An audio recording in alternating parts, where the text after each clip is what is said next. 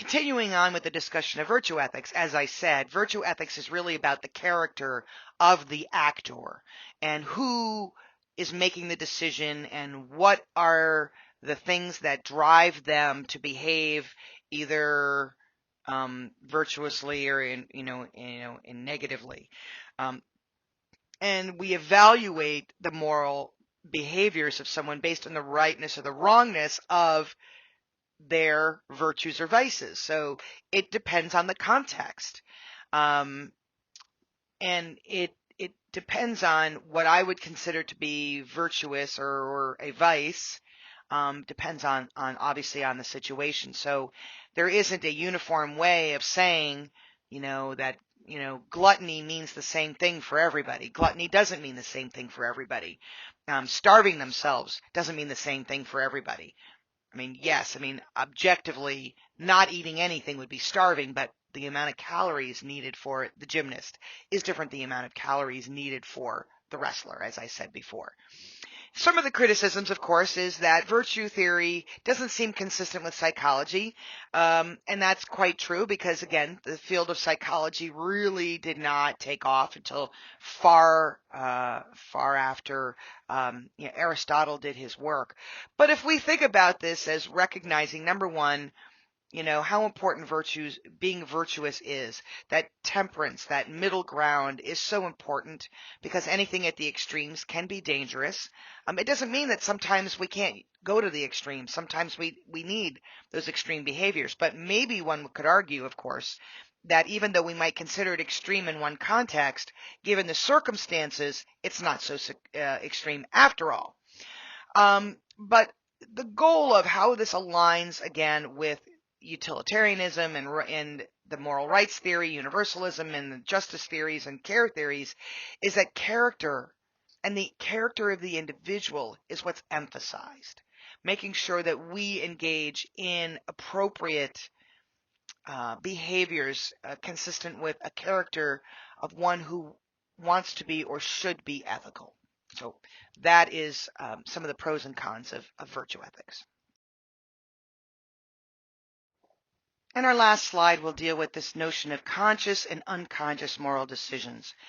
And the way that breaks down is the X system is our unconscious moral decision-making process. And it is a process by which our brain has ingrained or has hardwired ways of doing things. And we know sort of fundamentally what is right or what is wrong in that situation.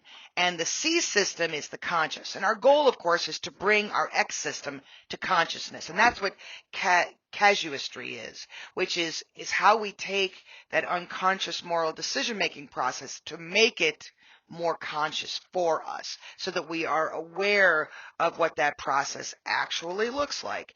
And our goal here is because when we're making decisions, we look back on what the textbook calls these prototypes.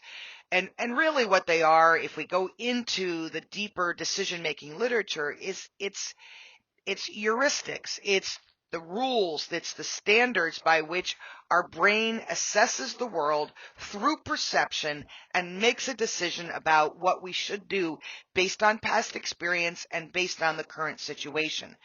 And it works a lot like case law does in a law, right? Where it says, well, this was wrong. Is this the same situation? The law says X, right? And so we can look at something and go, the law says this is wrong. But is this situation the same? Are there subtle differences? Why is it different? And is it different enough that would render us to consider a different situation? And this is basically how case law works here in the United States, where we interpret laws over time and try to figure out how do we make sense of the law and how do we fine-tune the law. So what casuistry is trying to do is kind of fine-tune our interpretations of our moral intuition and our moral reasoning on a regular basis. This is all part of moral psychology. Remember what I said. Ethics, virtue ethics really did not come about during the time of the study of moral psychology. It preceded it by hundreds and hundreds of years. And so moral psychology is really much more astute and really understanding motivations and intuition and decision-making process and all those sorts of things. And so here's an example. I like this example at the bottom of the page where it talks about examples of moral intuition. We have a hardwired intuition seems to include the following: that incest is wrong and that harming by action is worse than harming by omission. Harming as a means to a goal is worse than harming as a foreseen side effect. So if we're harming with the intention to harm, that's different than harming that happens to happen as it just happens to randomly happen as a side effect. Harming by physical contact is worse than harming by without physical contact. So if I don't have physical contact with you, but you're harmed, that is less onerous, less problematic than if I touched you, I made contact with you. So you can see where these extremes are, right? That something is hardwired in us, but then we understand some of the nuances to why it might be more or less good in some circumstances. So incest is wrong, maybe. Some cultures believe it's okay. Some cultures give children give people authority on that. I firmly disagree that incest is okay, obviously. But we can understand, right, that there are some hardwired intuitions about things, and where does that come from? Well, at the end of the day, it comes from our drive for genetic diversity, and even our bodies understand and know, right, at a fundamentally deep level. There's a lot of research out there that says our bodies carry these sorts of knowledge and carry that sort of knowledge with us over generations, that it's sort of embedded in our DNA.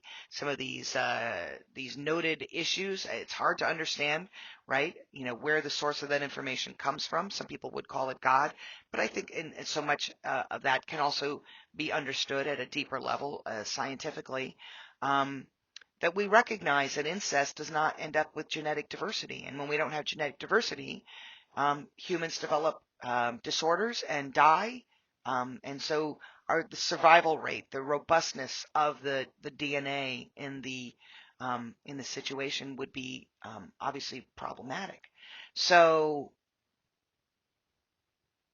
I think that there's a way that that hardwired intuition is there for us to truly understand that incest is problematic. Even if some people might argue that it's okay, we all argue, I think, fundamentally that it's wrong from a moral perspective, but also from a biological perspective. We will die if we engage in incest, right? And that's why, genetic diversity matters in conservation, in the human lifespan. Why would we intentionally and purposefully choose to couple with somebody that creates known genetic disorders in our children? And so that's a consideration being made. So again, harming by action is worse than omission. So if I intentionally harm versus by purposely doing something versus forgetting to do something, it's worse when we do it and we create harm than when we forget to do something and create harm. So you can see how these extremes kind of work here. The next bit of information is some supplemental information on virtue ethics to try to enhance and complement what you've learned in the textbook about virtue ethics. It goes into a little bit different detail, but it is pretty much in alignment with some of the lecture material we had on virtue ethics.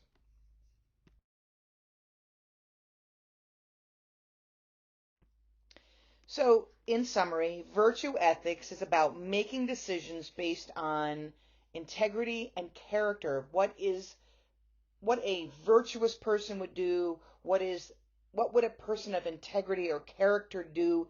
My goal is to model that behavior, to find out what would be the right thing to do, and to do that at no matter the cost.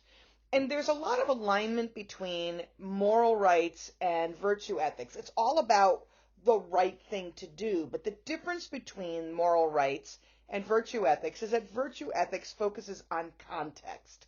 and what is right within a context versus a universal right across all different situations. And so what Aristotle's arguing is that happiness is when we are behaving in accord with what it means to be virtuous within the confines and the dictates of our community.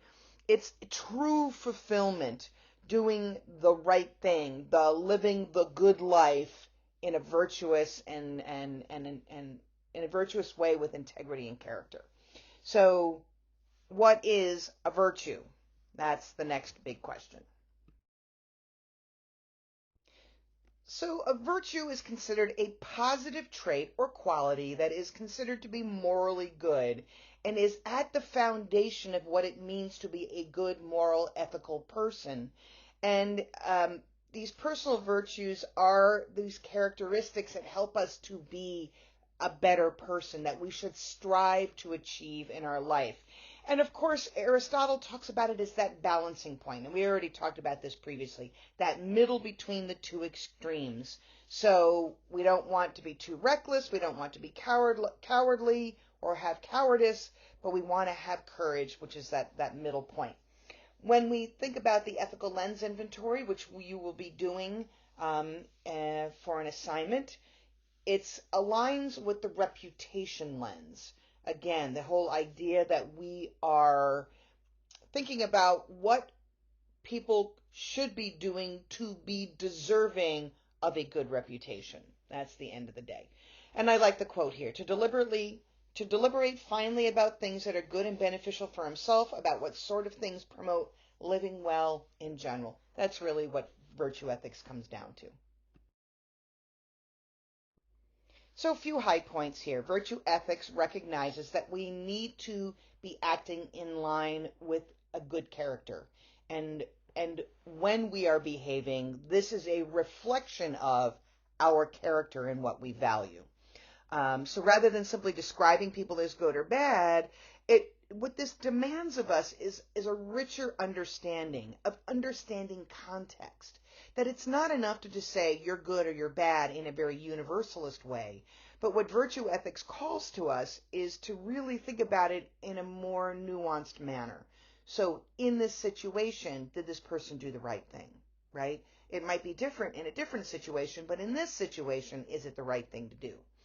And the notion here is that as children, we're trying to develop these moral rules, what our moral compass will look like. But by adulthood, these things should be fairly ingrained in us. And we should really have a good sense of what it is we value and why. And so the question is, of course, when we're faced with an ethical dilemma, when we're looking at a situation and where we're recognizing that there's a couple of paths we could go on and not all of them are necessarily good, the question that we ask ourselves is, what would a person of virtue do? What would a person with integrity do? Would they do the right thing here? And we look to what is the right thing or what is virtuous or what is integrity is based on the dictates of the community within which I am working. So if I am working in one community where a certain behavior is okay, I would be virtuous in one community, but another community might say it is not so virtuous. So it is extraordinarily difficult for those outside of a context to make a judgment about someone's behavior. And this is where it gets very touchy in terms of determining what is moral or ethical, because oftentimes it's very contextual. So as we finish up virtue ethics in these last two slides, we'll talk about some of the challenges that go along with this theory. For example, how do we define what is right and wrong? Because it is so contextual, it often can be confusing and challenging, as I've already said previously, about how something might be considered ethical and okay in one community or in one context, but not necessarily in another. So there's our first challenge. And of course, we talk about it's an emphasis on characters and virtue, and it's really the sum of all our virtue and vices is what creates our character. So if we are have a greater balance of virtues versus vices. We have a strong character. If we have more vices than virtues, we have a weaker character in that situation. And so character is really defined by the community. That's the challenge here. It's the stories, the moral models, the traditions, all of those things. So virtue ethics is truly based on community standards of what is considered virtuous, which presents its challenges, because if you've got, as you'll see in the last slide, if you've got a community that's not very developed, ethically speaking or morally speaking, what they are doing may be reprehensible to those of us in a different situation, more perhaps advanced in our moral development, but it's completely okay in that context. So it is important to recognize that this is where some of those challenges come from when we use community standards of what is considered virtuous. But I like these last two quotes, right? Think about things how they ought to be, and then do that yourself. That's really the rule of thumb that we want to have. How should this be based on our community norms? And that's the way I need to behave. That's the way I want to be. Not that we're looking outside of our community. We're looking inside our community to make that determination. And then the same thing, be the change you wish to see in the world. So if we know our community says this is the right thing to do, I'm going to take the lead on that. I'm going to be a virtuous leader and demonstrate why this is the right thing to do.